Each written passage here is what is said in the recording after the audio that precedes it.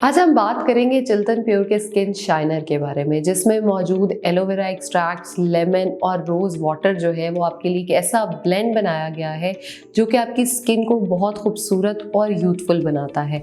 अगर आप इसको अपनी स्किन पे डेली बेसिस पे 3 से 4 ड्रॉप्स हाथ पे लेकर अप्लाई करते हैं, अपवर्ड्स ऑफ कोर्स अप्लाई होगा, तो ये आपकी स्किन की जितनी भी पिगमेंटेशन है, डिस्कलरेशन है, उसको कवर अप करने में बहुत हेल्पफुल होता है। और अगर आपकी स्किन पे बहुत ज़्यादा जो है एक्नी मार्क्स हैं, ये उसको भी ट्रीट करने में बहुत हेल्पफुल है। विटामिन सी जो है वो हमारी स्किन का वैसे भी बेस्ट फ्रेंड होता है, तो ये स्किन को लाइटर, टाइटन और ब्राइटन करने में बहुत ज़्यादा हेल्पफुल होता है। अक्सर लोगों में देखा गया है कि स्किन जो है वो डिस्कलर हो जाती है, डिफरेंट कलर्स हो जाते हैं स्किन पे, तो आप अगर इसको अप्लाई करते हैं तो आप उसको बेहतरीन रिजल्ट्स जो है वो देख सकते हैं और अपनी स्किन को खूबसूरत बना सकते हैं। Thank you.